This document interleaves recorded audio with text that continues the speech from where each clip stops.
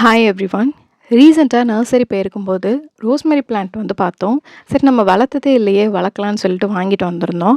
வாங்கிட்டு வந்து எல்லா பிளான்ட்டுமே வளர்க்குற மாதிரி நான் வந்து என்ன பண்ணிட்டேன்னா, கோகோ பீட் மிக்ஸ் பண்ணி வச்சுட்டேன். அதுக்கப்புறமா வந்து என்னென்னா, ஒரு இம்ப்ரூவ்மெண்ட்டே இல்ல. அதுக்கு மாறா வந்து ட்ரை ஆயிட்டே போயிட்டு இருந்துச்சு. சரி ஓகே சன்லைட் வந்து ரொம்ப இருக்கு போல அப்படின்னு சொல்லிட்டு நான் ஷேட்லேயும் வச்சு பார்த்தேன். அதுக்கப்புறமும் அது ட்ரை ஆயிட்டு தான் இருந்தது. ஸோ எனக்கு என்ன பண்ணுறதுன்னே புரியல. இந்த பிளான்ட் ஏன் இப்படி கரியுது அப்படின்னு எனக்கு சுத்தமா தெரியல. அதுக்கப்புறமா தான் தெரிஞ்சுக்கிட்டேன். கோகோ பீட் வந்து ரோஸ்மெரிக்கு சுத்தமா ஒத்துக்காது. ரெட் சாயில் தான் நம்ம பிளெயினா போடணும். இது வந்து ட்ராட் டாலரேட்டட், அதாவது வறட்சி தாங்குற செடி வகைகளை சேர்ந்தது அப்படின்னு தெரிஞ்சுக்கிட்டேன். நான் இதோட வாசனையையும் இதோட தோற்றத்தையும் பார்த்து இந்த செடிக்கு வந்து ஈரப்பதம்லாம் பிடிக்கும், எல்லா செடி மாதிரி அப்படின்னு தப்பாக நினச்சிட்டேன். அதுக்கப்புறமா தான் தெரிஞ்சுக்கிட்டேன் இதுவும் வறட்சி வகையை சேர்ந்த ஒரு செடி அப்படின்னு.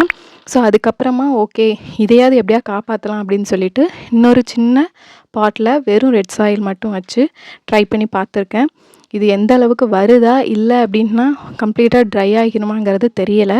ஸோ முடிஞ்ச அளவுக்கு இதை காப்பாற்றலாம் அப்படின்னு சொல்லிட்டு ஒரு ட்ரைக்காக இப்படி வந்து மாற்றி வச்சுருக்கேன்.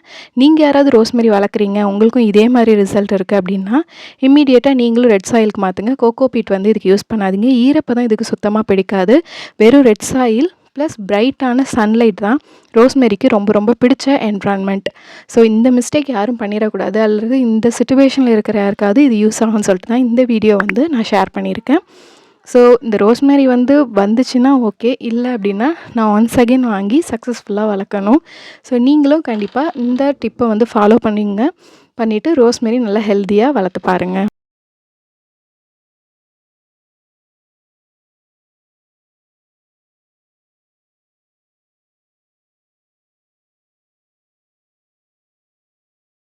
இந்த மாதிரி gardening videos, ideas, tips and ட்ரிக்ஸுக்கு நம்ம சேனலை சப்ஸ்கிரைப் பண்ணி பெல் ஐக்கான் கிளிக் பண்ணிக்கோங்க. இந்த வீடியோ பிடிச்சிருந்தா லைக் பண்ணி ஷேர் பண்ணுங்கள். உங்களோட ஃபீட்பேக்ஸை கமெண்ட் செக்ஷனில் கமெண்ட் பண்ணுங்கள்.